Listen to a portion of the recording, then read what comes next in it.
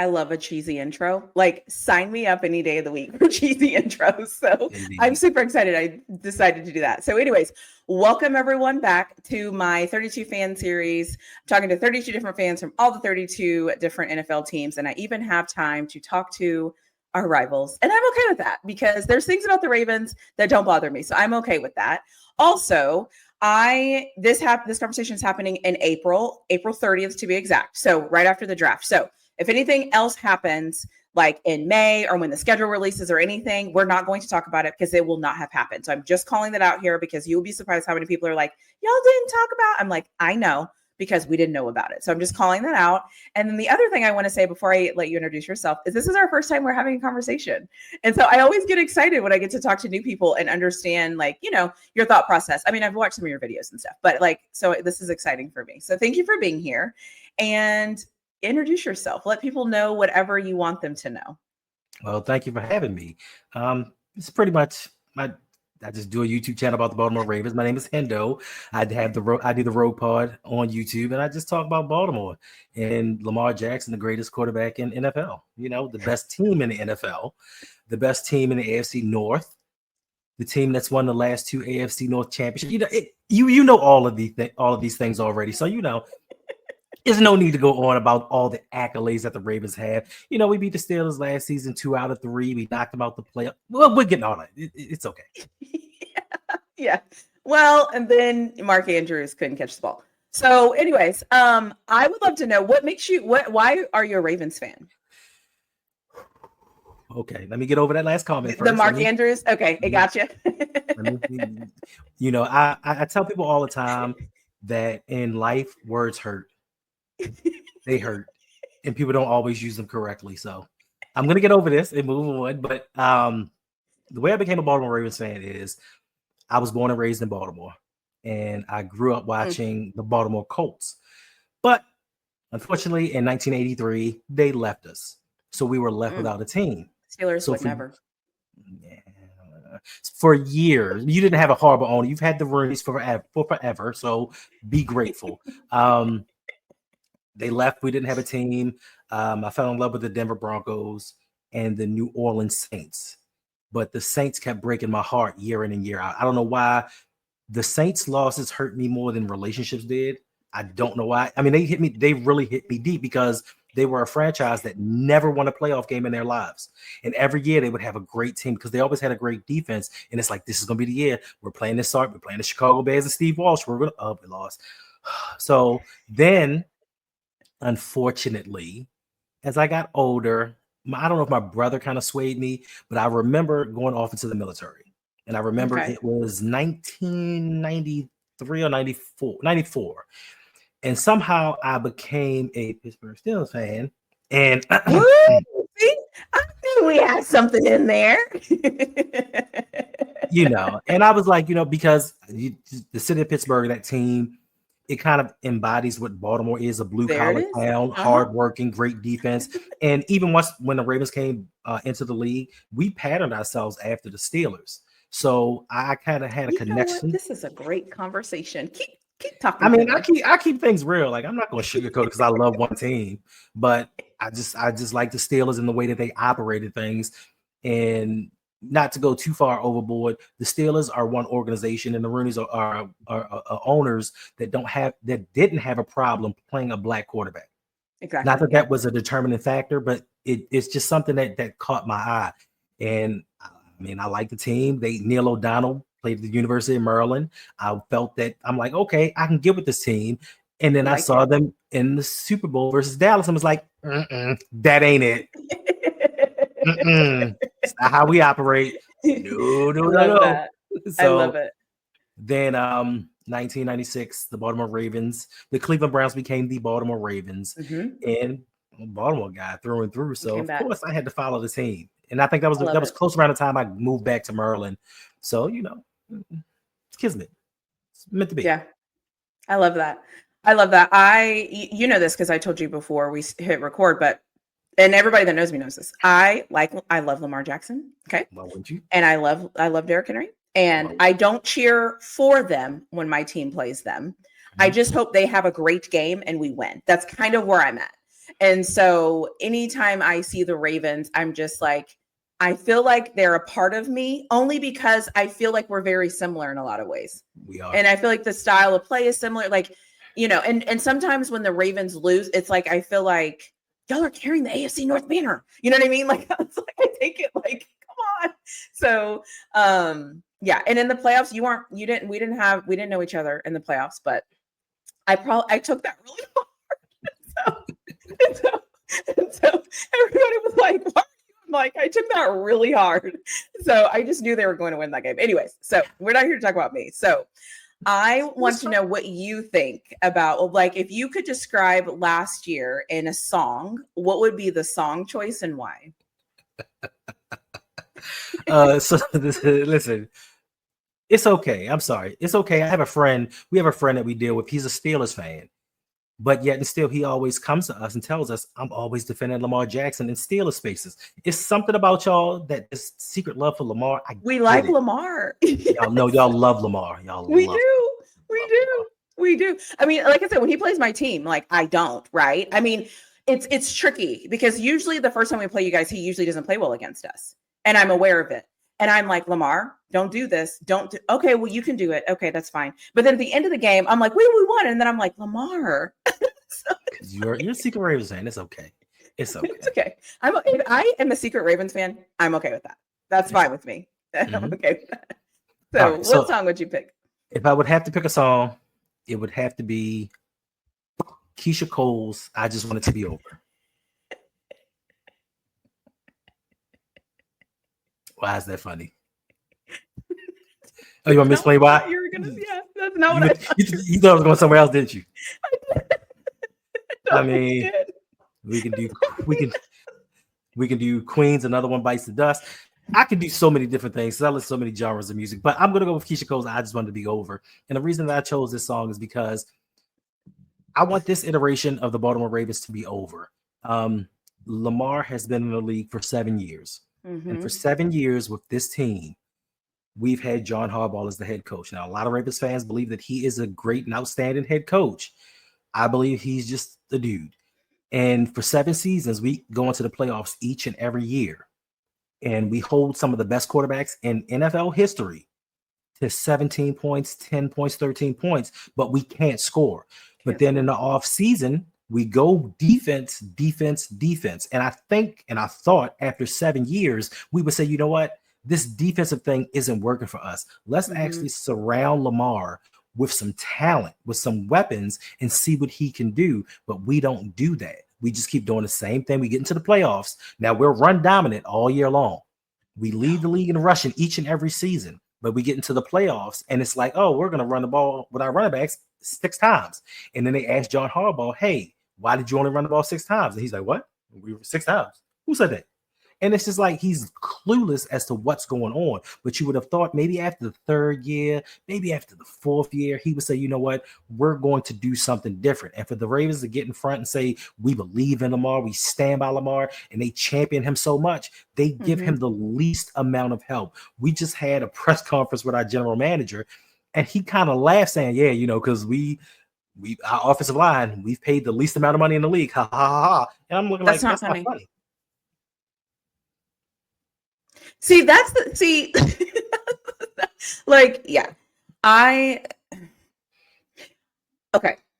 This is not a question. Okay. I'm pivoting. I need a minute. Okay. It's fine. How does the fan base feel about Harbaugh? How is it like a 50-50? Because I'm sure that you hear the stuff about Tomlin. I feel like we're about 50-50, and mainly because we do the same thing, not that, but we do like some of the same stuff. And we're all like, we get it. We get it, Tomlin. We get it. But bro, like, come on, you know, like do something else. Not that. My issue with the Ravens, because I'm a quasi Ravens fan in the playoffs, because I know my team's not going to win a playoff game because we're not good enough, is you get into the playoffs, or when the Ravens play the Steelers, they play in the playoffs like when they play the Steelers. Run the ball. So what do people think about Harbaugh and the fan base? The fan base may be about 80-20 because he is a Super Bowl winning head coach. Fair. Because he's won over 150 games in the NFL, they think that he's a great head coach. But this is where I'm kind of on the other side of the Ravens fan base. Like Okay. I'm not as popular as the other guys because if I see something wrong, I'm gonna call it as wrong. I don't do things to get views. I don't do things to get clicks. I'm gonna speak my mind. And if you don't like it, I'm sorry about that. And with John Harbaugh, the thing is, John Harbaugh came into a situation with the Ravens. He came into a great culture. No matter what happened, Brian Billick had won a Super Bowl. They had Ray Lewis, Ed Reed, Terrell Suggs, they had all of these guys. He came into a situation. Yes, we drafted Joe Flacco, and Joe Flacco went off in the playoffs. But what had happened that Super Bowl season in 2012 was the Baltimore Ravens had a mutiny towards the end of the season. And they told John Harbaugh, we don't like the way that you're carrying things. The leaders in the locker room are going to take over now. So after that mutiny, the Ravens won a Super Bowl. Now, after 2012, what ended up happening was John Harbaugh, now a Super Bowl winning head coach, has a little bit more clout. He has a little bit more power within the organization. So all of the guys that had loud voices in that locker room, he got rid of them. He even got rid of Ed Reed.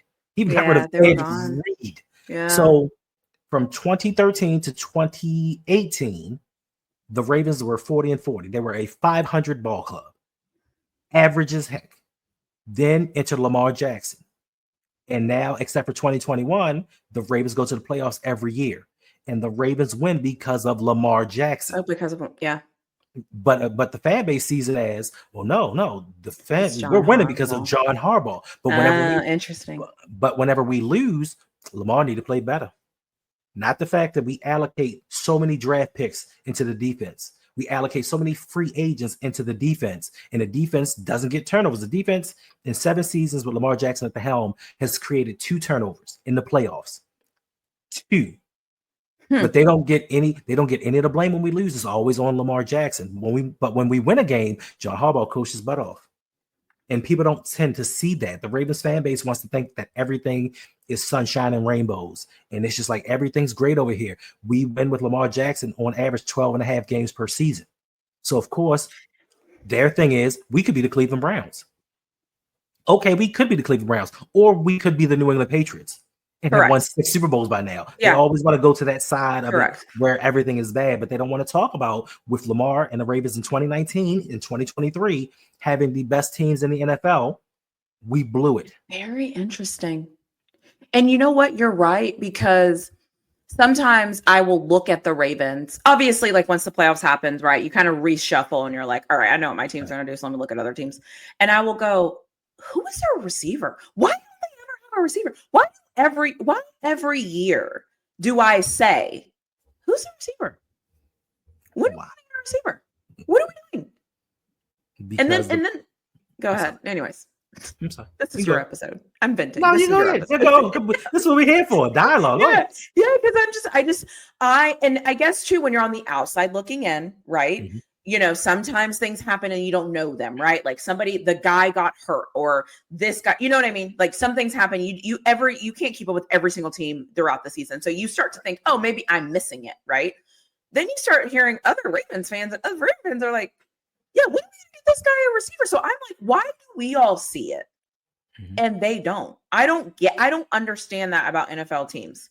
Why don't they see the obvious? Oh, they see the obvious. They know what's going on. Listen, for a lot of organizations, it's about the bottom line. It's not about winning Super Bowls. It's about being profitable and making money. You're right. If you look at the Baltimore Ravens, they are, and my guys and I talk about this a lot, they are a clone of the 2015 Carolina Panthers. Cam Newton was the quarterback, uber talented. Who did he have to throw to?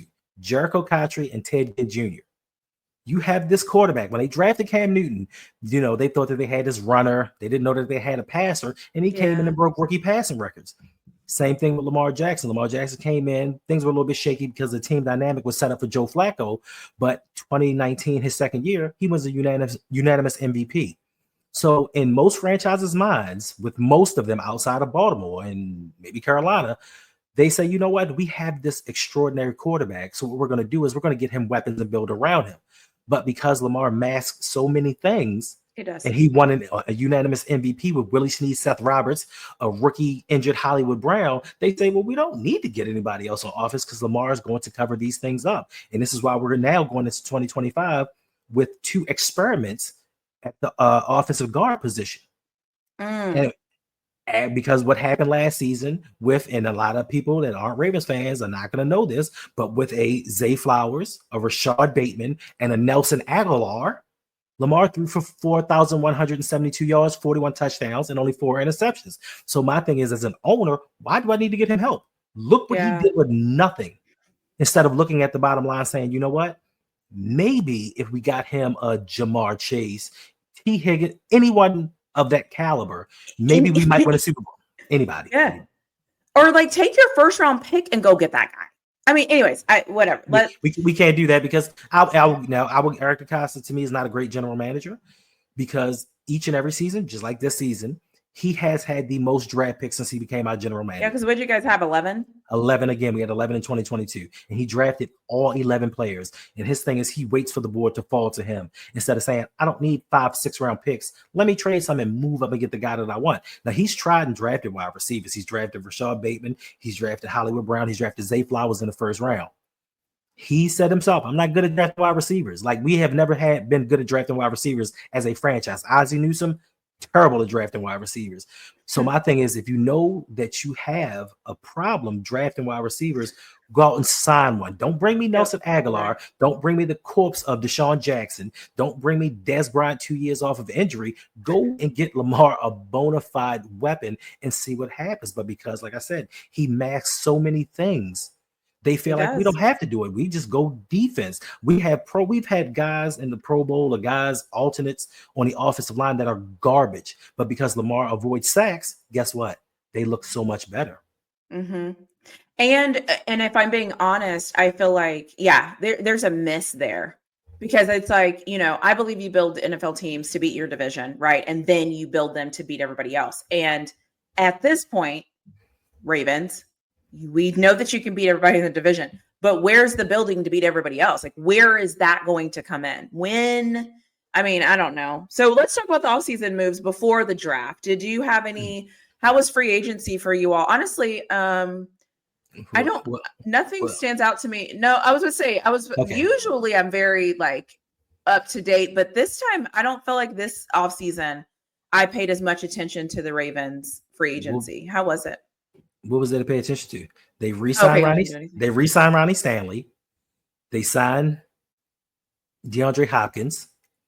And I like DeAndre Hopkins. That's not funny. It's not funny. I'm not even going to laugh at you at this because it's not even funny. They signed DeAndre Hopkins and they signed Chidobe Awuzie, the former cornerback of the Bengals. I forgot they got Hopkins. Right. So those were the free agent moves. And the sad thing is when they got Hopkins, they were like, Lamar should be good now. He should be good. They did. That's terrible. They said, oh, man, do you know what DeAndre Hopkins has done in his career? You know what he's going to bring to that Ravens offense? And my thing is, I love DeAndre Hopkins. I do too. I agree. I do too. This, and by the way, this is not a knock on DeAndre Hopkins by any stretch of the imagination. But Ravens, like, bruh. I'm looking at it like this. Understandably, he is an upgrade over Nelson Aguilar. Hands down. But if you couldn't thrive with Patrick Mahomes, boy, in a passing offense. Let me clarify. In a passing offense, we're a run dominant offense. In a passing offense, you couldn't dominate then. You're gonna come here a year later, and I hope he does well. I pray that he does well because Lamar deserves so much better than what he's gotten, even in 2023, when he became a free agent. He is the only franchise quarterback in NFL history to have to fight for a contract, even though he is the Baltimore Ravens. Ravens fans love Kyle Hamilton. I don't know why the Ravens now have 2 first-round safeties on their team, but hey, that's what the Ravens love to do. I like Roquan Smith. Overpaid for a middle linebacker in 2025, but hey, he's on the team. Paid Marcus Williams $70 million just to cut him. We have so many guys on defense that if any of those guys go down, we'll still win. If Lamar Jackson goes down, we go nowhere. But yet Yeah, it's still, over. he had to haggle about a contract.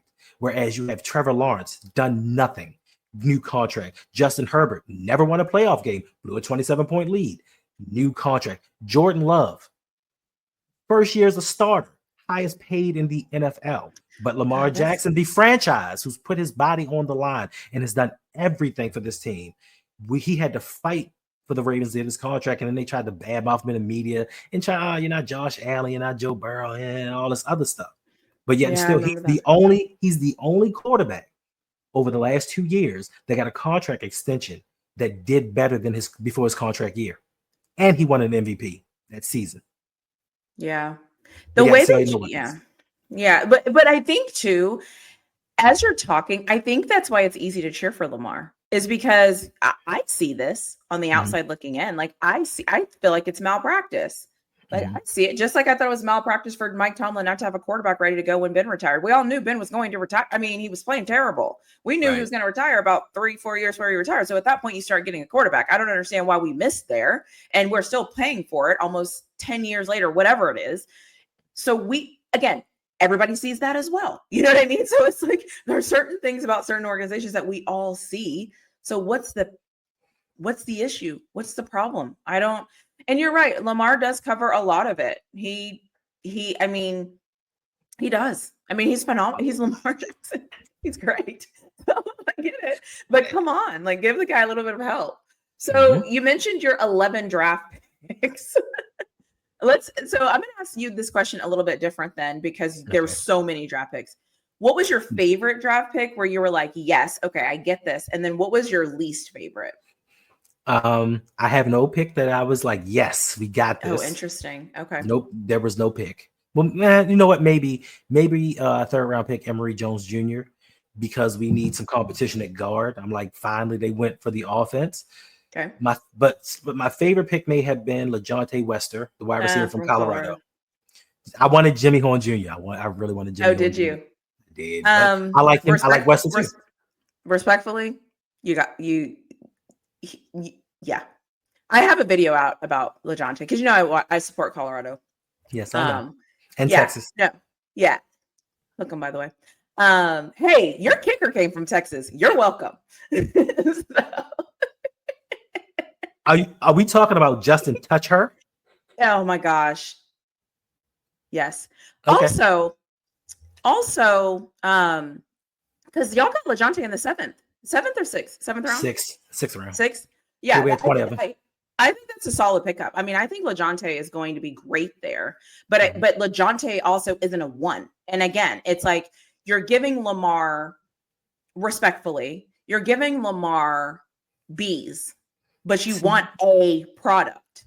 You want Super Bowls. You want to win the AFC championship game. You can't do that with a bunch of B's. Anyways. Okay. I feel better. Okay. My least favorite pick is going to be first round pick Malachi Starks. Ooh, you didn't like it. Not at all. Listen. You didn't need it. Thank you. He is a very talented young man, and I think that he's going to have a bright NFL future. But the Ravens like to prioritize positions of, I don't want to say non-importance in the NFL, but inside linebacker, safeties. Those don't help you win games. Now, it's good. It's nice to have a good one, but you don't go out and draft 2022. The Ravens drafted Kyle Hamilton, 14th overall. And of course, Eric DeCosta is a genius. No, it's 13 other teams weren't going to pick a safety that high, and he just fell to you. So it's not like you were a genius and made a genius move. Other people weren't drafting a safety that high. True. Then we get to this season, and it's like, all right, we have two starting safeties. So Malachi might not even start when he gets here, but we like to run 3 safety sets just to free up Kyle Hamilton to do other things. But for me, this offseason, this offseason, just I think last week, Kirby Joseph from the Detroit Lions just signed an $84 million extension. He's a safety for the Lions. That was a third round pick. You know why? Because teams don't draft safeties in the first round, except for the Baltimore Ravens. So you know what I'm wondering? Do you think Do you think the Ravens could have drafted him to keep him away from another team? No, Do you think they're smart enough? Okay. no. Their motto is we zag when they zig. And the thing was, they've said all along, if Malachi Starks is there, we're going to get him. Because, like I said, they run 3 safety sets because they like to play Kyle Hamilton closer to the line of scrimmage instead of playing him back deep so he can be the jack of all trades. Because honestly, our linebackers suck. And he needs to be up close. And my thing is, if he's this generational talent, why do we need to play him in one position? But that is another conversation for another day. I think it's funny you said your all's linebackers suck because I wasn't impressed, and everyone was like, "What do you mean? They're the Baltimore Ravens." I'm like, I think sometimes people don't look at teams anymore. I think we start looking at logos. And we start assuming because of the logo, they do that in college football all the time. We assume because of the logo, that team is good at certain things because historically they have been good at that certain thing. Like our offensive line is terrible. And people are like, oh, offensive line. I'm like, did you see those guys? But you know what the difference is? The difference is y'all tried.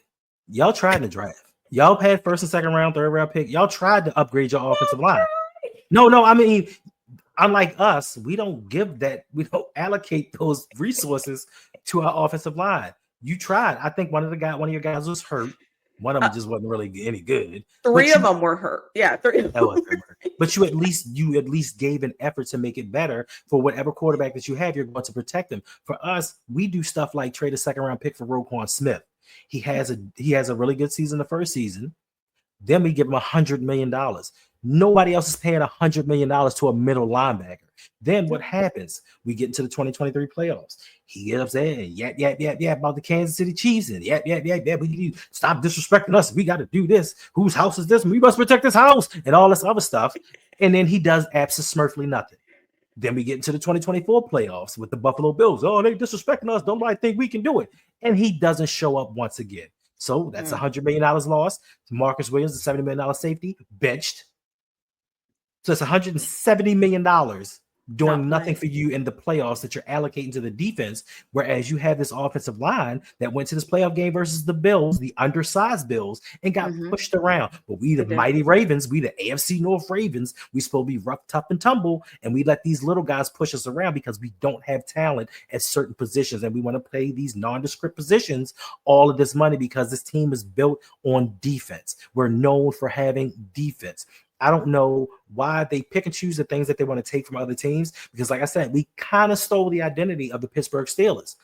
But when the Pittsburgh Steelers got Ben Roethlisberger and Antonio Brown and we transitioned. He transitioned to an offensive team. Yeah. Why didn't we steal that identity and say, you know what? In today's NFL, we need to go defense. No, we're still trying to cling to the notion of let's run the ball and play great defense and hope Justin Tucker can make that kick late in the game. Let's not make things too complicated. Like this is one of those high school football movies, and we're just keeping the game close to the end so we can kick that game-winning field goal. Like I don't understand why we do the things that we do, especially when it hasn't been successful. 2019, 14 straight wins.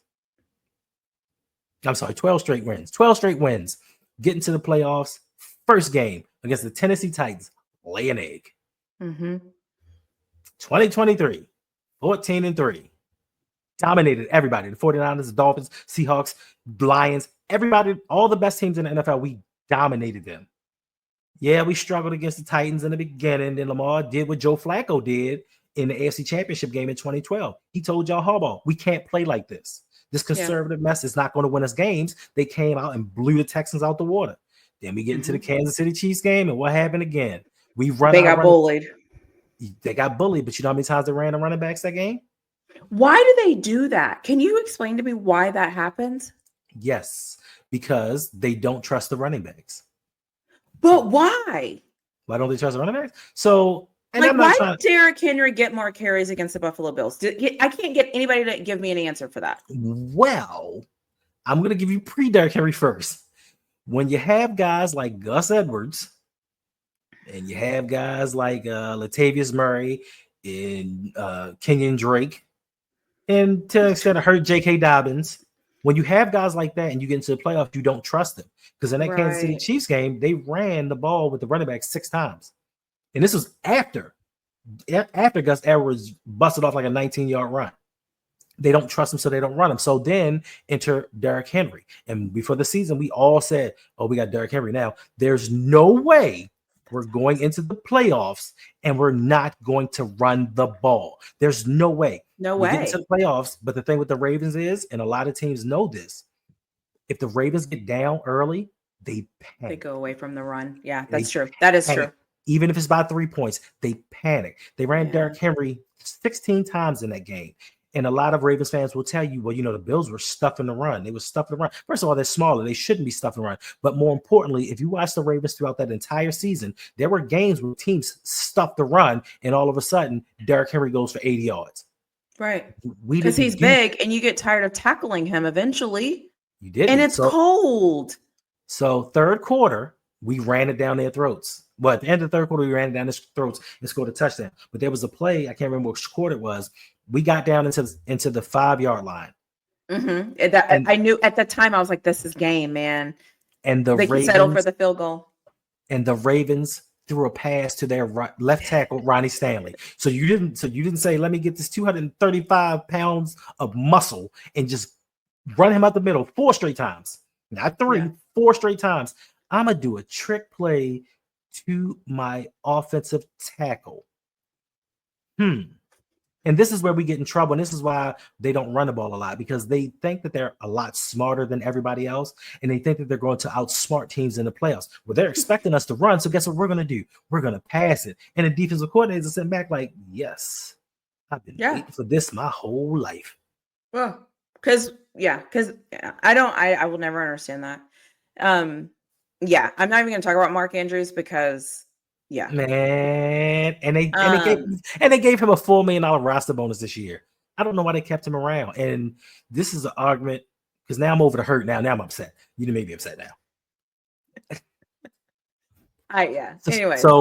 We're going to talk about this. We're going to talk about Andrews. Ask you a question. I was going to ask you a question because in the game, and my Twitter had gotten hacked anyway, so I wasn't able to I don't know if my tweets are still up, but in the game before Lamar threw the interception, because I thought Mark Andrews was looking lazy anyways before that.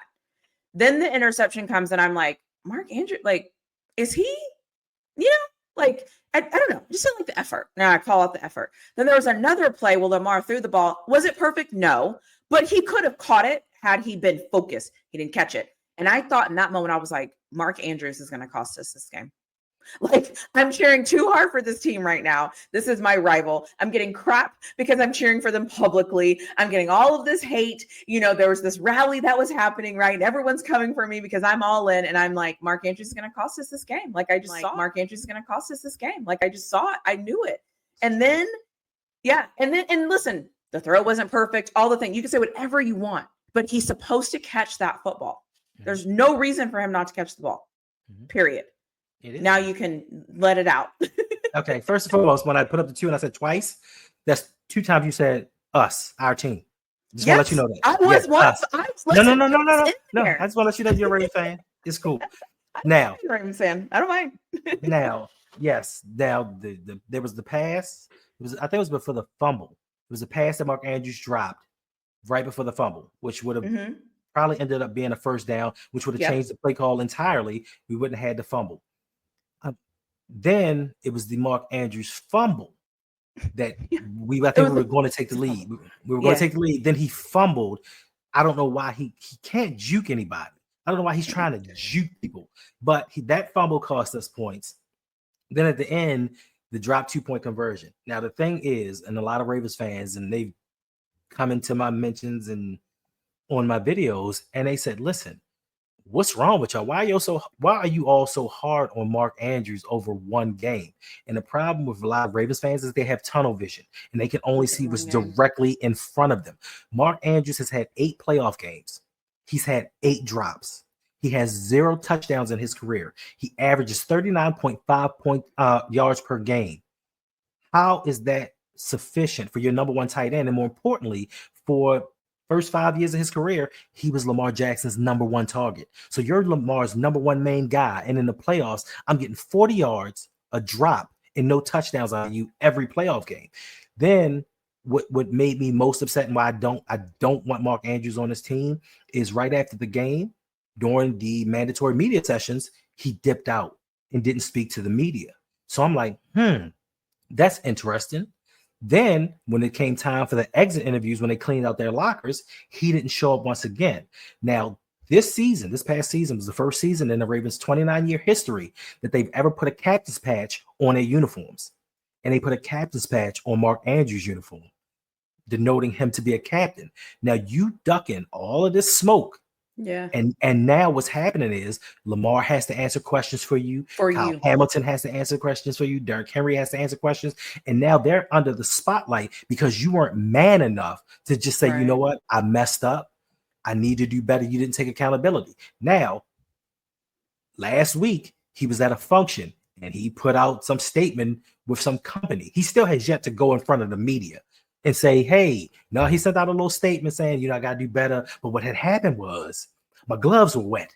And I didn't know if I should take them off because the play happened so quickly. My gloves are soaking wet. I don't know. But Isaiah Likely's gloves were soaking wet, and he had a much harder catch and made the touchdown that could have tied the game if Mark Andrews would have caught that 2-point conversion. So it's a lot of excuses for Mark Andrews and why we should just say, it's only one game. It's not only one game. This has been him since 2019. How long is he under contract for? This is his last year. That's why I don't understand why they didn't get rid of him. They could have avoided, saved $4 million by cutting or trading him before the start of the league year, saving $4 million. We don't have a lot of money under the salary cap. And they could have traded him to a team that needed him for assets because we have Isaiah Likely waiting in the wing. And this is Isaiah Likely's last year. He's not under contract. Our third string tight end, Charlie Kolar, this is his last contract year. So as of next year, right now, all three of our tight ends don't have a contract. And you want Isaiah Likely to be that number one because he's shown you even in the playoffs. I think he has 3 touchdowns now in the playoffs in his 3-year career. And Mark Andrews over 8 years has none.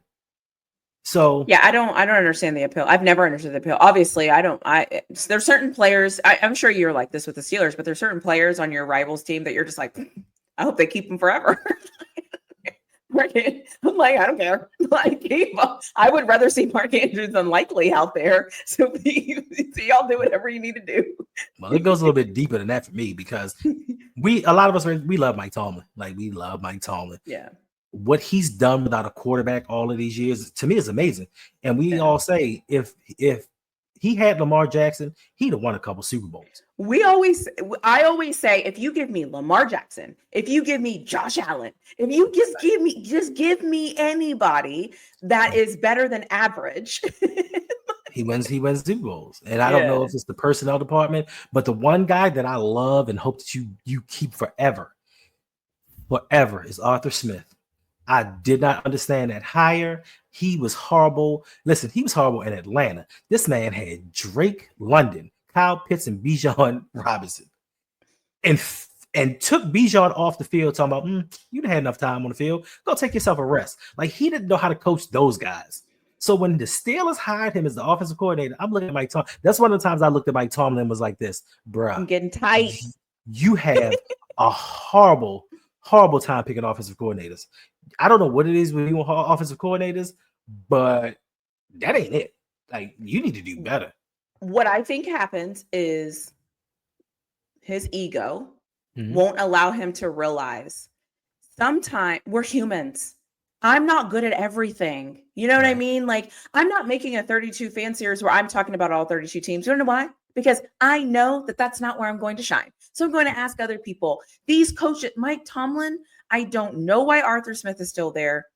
I don't know why the defensive coordinator is still there. I don't know why we go into a playoff game with a different game plan than we've ever had when we play against the Ravens either. I also don't know that, and your defensive coach, Mike Tomlin, explain that to me in 5th grade language so that I can understand it. I don't understand. Every time the Ravens play the Steelers, TJ Watt always plays a certain way. It's never changed, and it's worked. Playoffs this year, we're like, let's flip it. Ravens won't be ready for this. Let's flip it. I mean, y'all weren't ready for our rookie tackle, Roger Rosengarten. But it's not that. It's just they do things where I'm like, That doesn't even make sense. And I said in my video, like, we were never going to win that game. I never thought we were going to win that game. But for me, it's always about how you lose, and we lose doing dumb stuff. Right. So it's like, anyways, but I could go on about that. But yeah, Arthur Smith is a joke. Our offense is a joke. Our quarterback situation right now is a joke. So period. Our defense also might be a joke too. So anyways, I'm moving on. So what are your realistic expectations for the 2025 season? Don't even get me started, okay? And our facilities are damn sure a joke. Okay. What are your thoughts for the 2025 season? For your Ravens? Are y'all contenders? You're not rebuilding? What do you think? My thoughts are they are contenders. For one, our organization does not share a facility with a college team. So A+ for us right there. That's not even the bad part. Really? Have you seen those locker rooms? Honestly, if you go down to the high school where you live, those locker rooms are probably better. The facilities F, food F. Every seat, like what franchise that you try to act like is is a top tier franchise, and your facilities are rated F? That's unacceptable. Period. Yeah. Anyways. We're contenders. I feel away about that. The Ravens are contenders. As long as we have Lamar Jackson as our quarterback, we will always contend for a Super Bowl.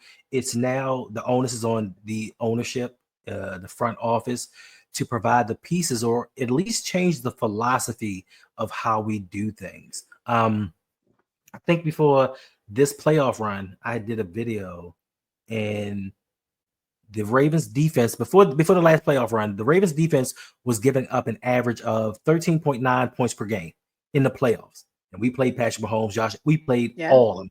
Joe Burrow, we played them all. 13.9 points per game.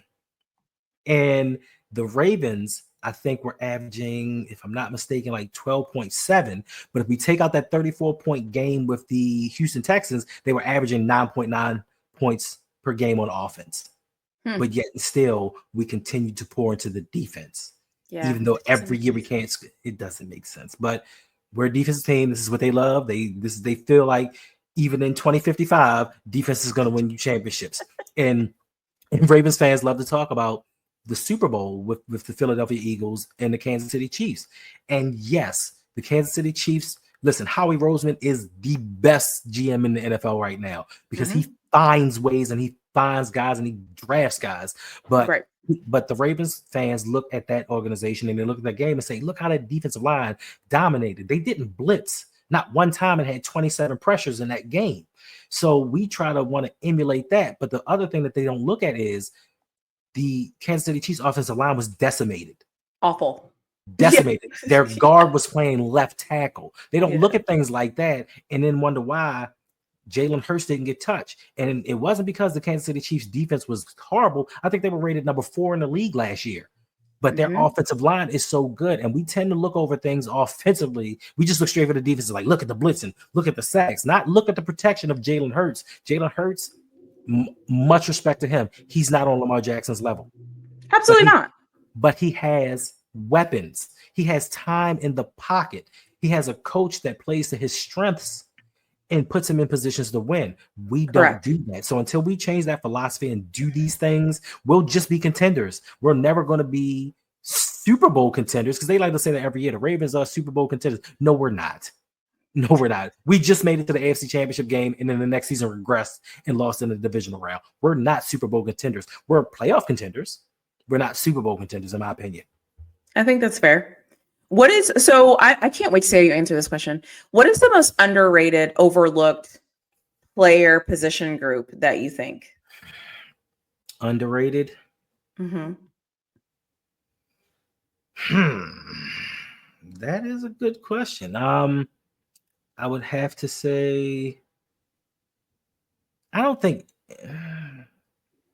say wide receiver. I have to say wide receiver. Okay. I have to say that only because I don't think anybody underrates the defensive line, the linebacking core, the cornerbacks, and the safeties, because we have a lot That's of first, second, and third round picks in there. Offensively, the offensive line, nobody expects anything from them because they just threw a bunch of guys together and said, our general manager said this last season, they'll be good next year. So they'll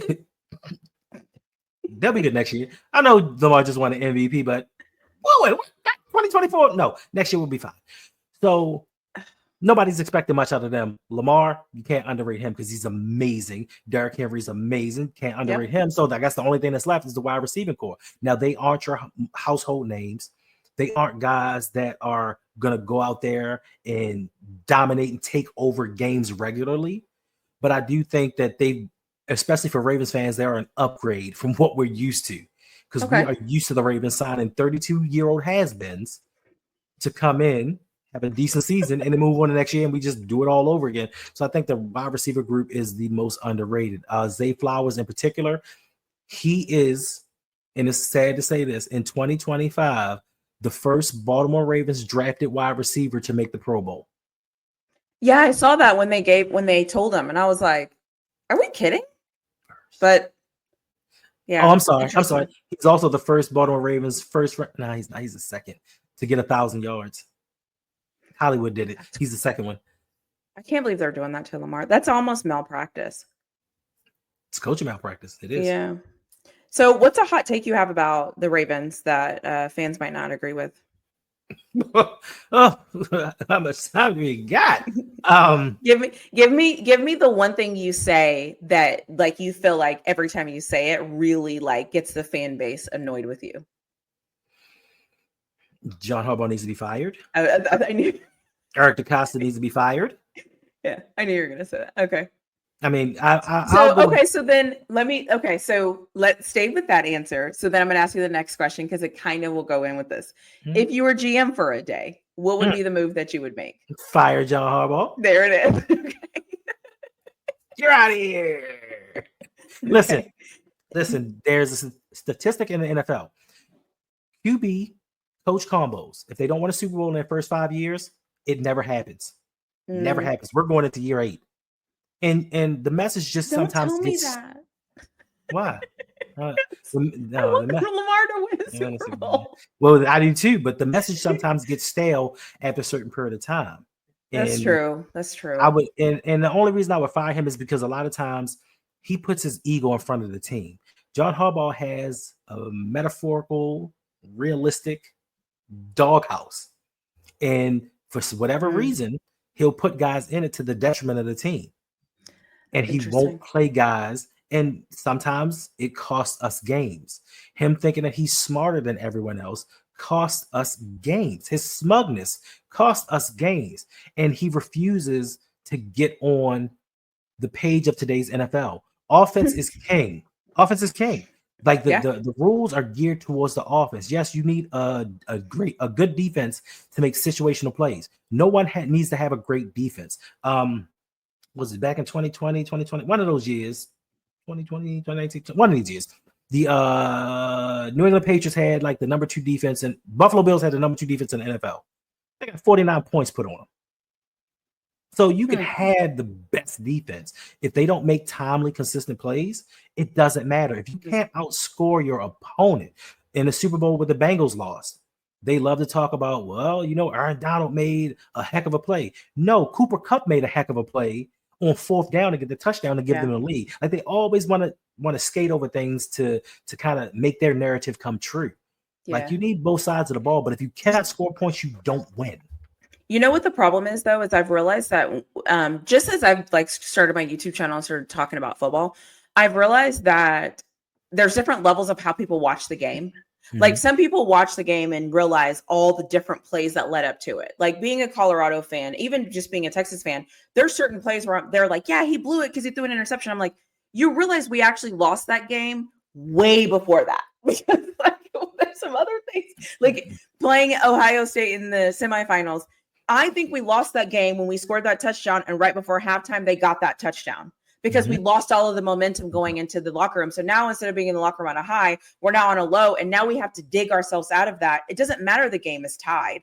That was a sucker punch, or they were up then 7. We had just tied the game. Like, that's a sucker punch, but nobody talks about it. They're like, yeah, but on the final play, I'm like, but we're missing it. Like, there were some steps that led up to that. And so, but I've realized people watch football in a vacuum for the last 3 minutes. They forget about everything that happened outside of that 3 minutes. And even with clock management, these coaches can't manage a clock to save their lives. Don't do that. It's terrible. That's a John Harbaugh thing. John Harbaugh cannot manage the clock to save his family. I don't know a coach that's not named. Nick Saban's retired. Kirby Smart's pretty good at managing the clock. Got scared. Andy Reid is pretty good at managing the clock. Andy Reid can manage a clock. I can't name anybody else that just sticks out to me where I always say, ooh, okay. You know what I'm saying? Like, I can't, with those coaches though, I remember very specific times where they have managed clocks well. Yeah. It's a lost art. These coaches need to be coaching. These coaches need to be practicing coaching when their teams are practicing. Like, I need y'all to get some clock management drills in there. Right. So anyways, so overtime, last 4 questions. These are fun. This is like my rapid fire round. And I'm actually curious about this because we're in the same division. So which division rival do you love to hate the most and why? It would have to be the Cincinnati Bengals, only because the Steelers used to be our biggest rival, but I think that there's a mutual respect between the both of us. I think that the Cincinnati fans talk entirely too much for a franchise that has never won a Super Bowl. Ooh, I could see that. I could totally see that. Okay. Oh, I could totally see that. Okay. So if you could change one thing about your franchise, what would it be? So you can change ownership, stadium, uniforms, location of the city, whatever you can think of. What is something that really bothers you about the Ravens as an organization? I mean, nothing really bothers me outside of the philosophy not changing. But one thing, just maybe trivial, that I would change is the helmets for the new Purple Rising. So last season, my daughter bought me some tickets to go to the Thursday night game versus the Bengals, the Purple Rising game, and I bought one of the many helmets. And I love this. I love the color scheme, and I love it. But I hate the bird that they put on it. To me, the bird, they need to change that logo. The bird is so ugly. Man, that's one of the old logos. Do something better with it. I love I didn't even think about the logo because I love the look. I loved those helmets. I love those. Next time, look at the logo and be like, you're gonna be like this. I'm gonna be like, ugh. No, you. It's not ill. You could do better. You could do better. I love that. If you could swap one player from your team with a rival, who would it be and why? Jamar Chase. It's like, what? This dude in 2 games last season had 820 touchdowns versus us in 2 games. Picture him with Lamar. Nobody's stopping us. I want you to know that so far you haven't answered the first question and the third question. I'm not I was kind of okay, this is what I think he's gonna say. So you haven't failed me yet. And then the last question is just describe your fan base in 3 words. Oh man. The PG version. No, okay.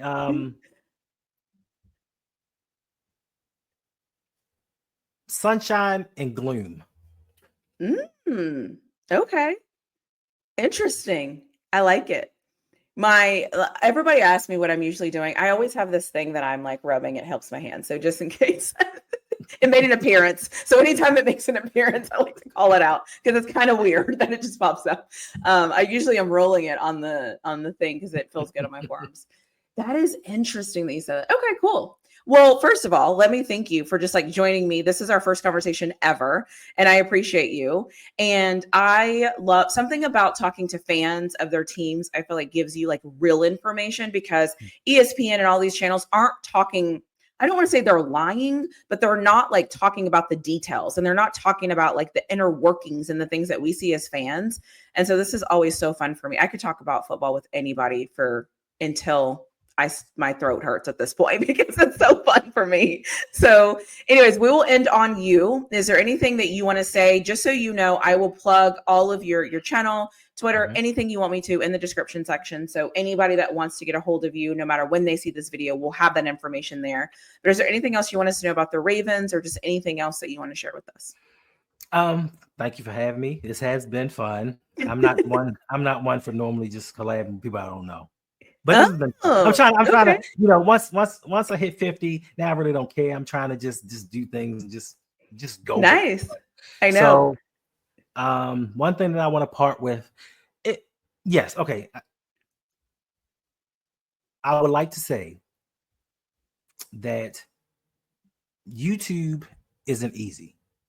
A lot of people like to think that all it is just getting behind a camera and just speaking your mind. It's not all about that. The research, the preparation, the hours editing, it is a lot. And for me, I just wish that more people would just, I don't want to say thank people, but like just subscribe to people, like just support other people, because it is important, especially for the morale of the person making the videos. They may not be the best, they may not be the most entertaining, but they're doing a lot to bring you entertainment just in case.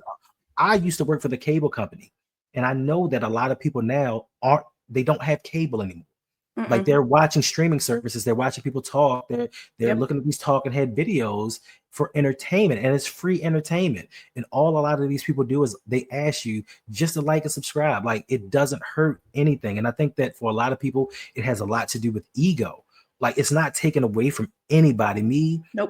I sleep maybe 2 or 3 hours a night, and I'm studying YouTube. I'm making videos.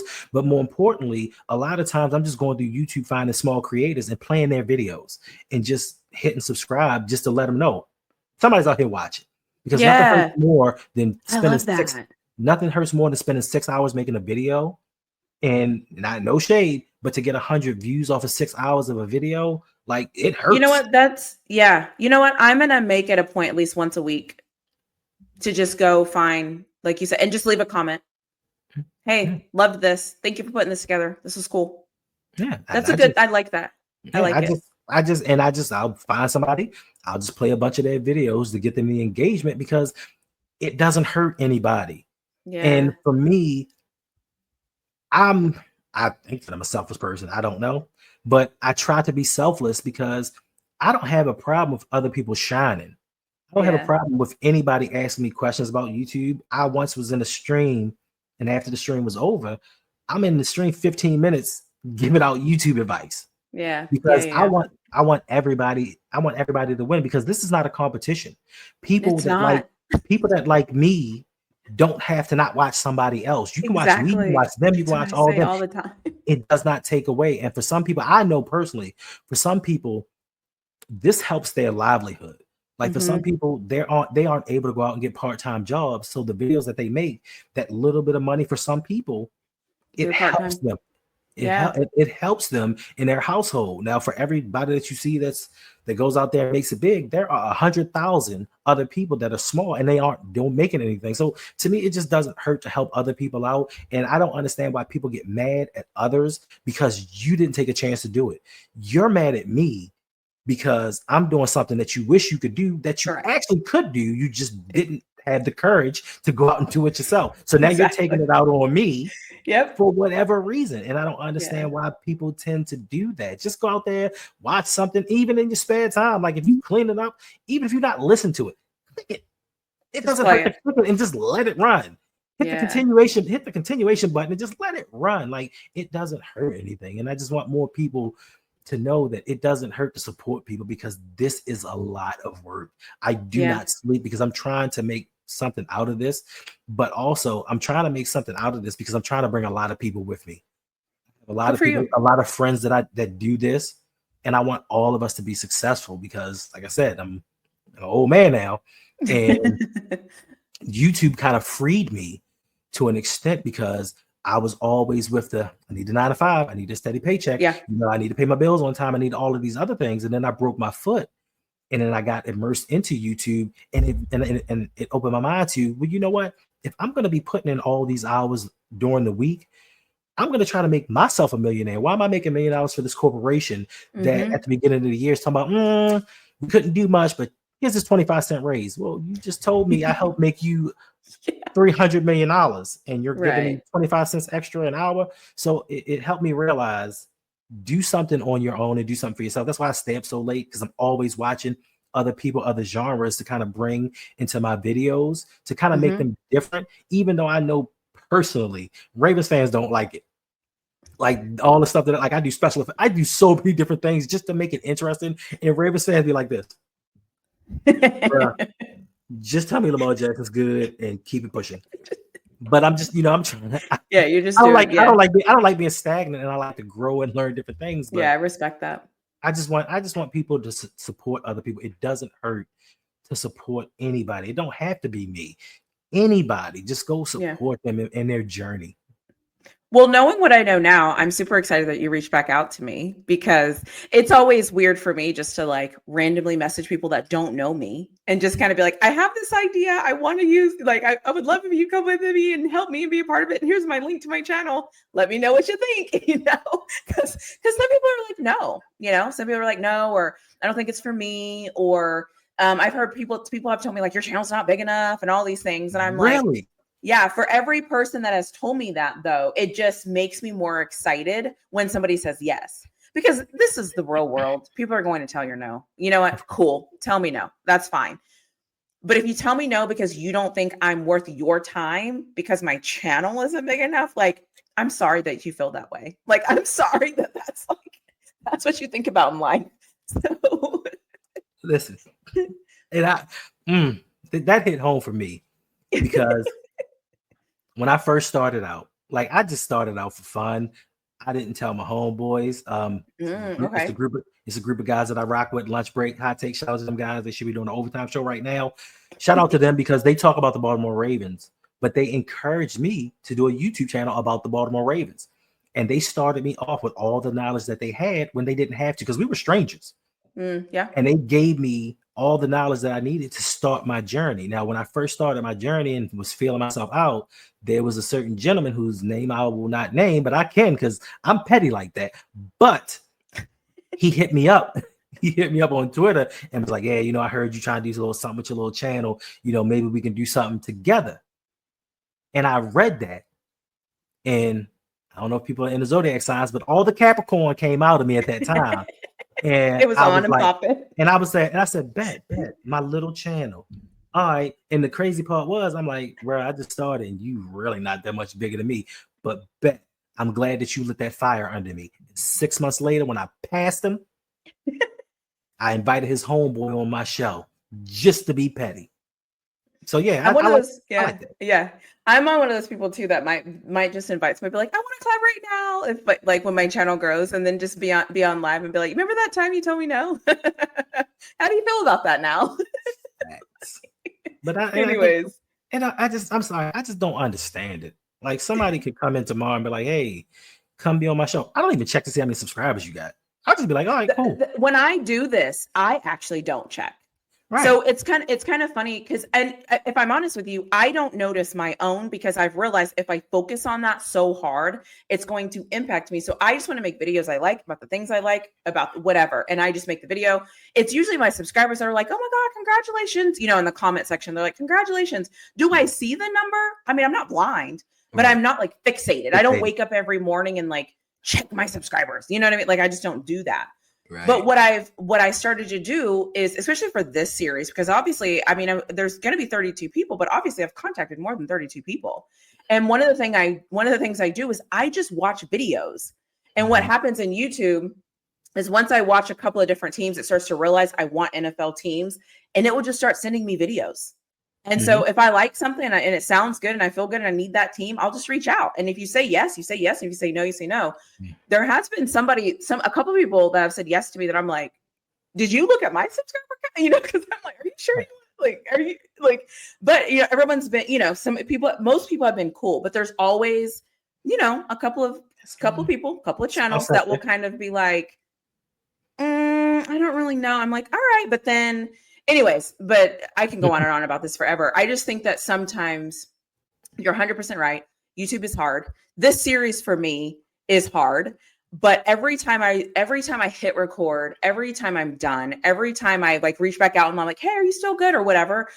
I get excited because I can talk football all day long. Like, let's talk about it. And what I don't know, I want to learn it. So now I'm going to listen to you so that you can share with me so that I can understand like your perspective. Even if I don't agree, I still want to hear it, how you hear it, or see it, how you see it. And with these series, when my team played each team last year, I would go back and watch these and I would just go back and be like, okay, right. Okay. That they called that out. And so I like that, but not everybody does, but I love it. So now you're a part of it. You are a part of my season 2. So I'm super excited. Yeah. Well, we're connected everywhere now. So like I said, I'll put all your information in the description. Thank you for joining, communicating, being respectful, all the things. I feel like publicly, we don't do a good enough job being like, you're awesome. You've been great to me. I appreciate you. And you saying yes, knowing I was a Steelers fan. I'm just messing with you. But no, you saying yes, honestly, means the world to me. And I just appreciate you because you didn't have to say yes. And so I appreciate you for saying yes. I kind of did because even before you reached out to me, my homegirl that I used to stream, well, I still stream with her. Her name's Yolanda, the Raven. Yeah, I saw hers. I saw her. I saw her thing. Yeah, she introduced me to your channel. That's how I already knew about you. So see, because she reached out to me last year and I had wrapped it. And so what happened this year, before I started reaching out to new people this year, I reached out to all the old people that I reached out previously.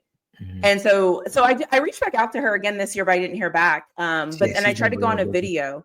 Oh, okay. And I tried to go on a video and leave a comment there too. But then I was like, maybe she's, again, it's busy. It's the off season. A lot of people right now are kind of, doing a little graveyard shift posting, if you will, like taking a little bit of break. She's done nothing. Matter of fact, I'm going to message her. It's been 3 months since we put out something.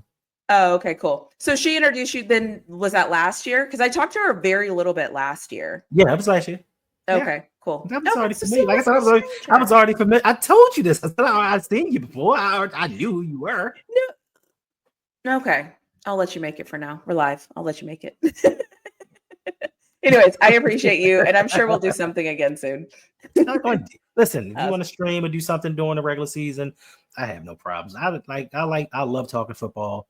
I don't stream myself personally, but I'll do it if somebody else is there and they want to do it, and like we can. Okay. You can do to your channel, I can do to my channel. I mean, whatever works. We'll figure it out. Awesome. Well, thank you.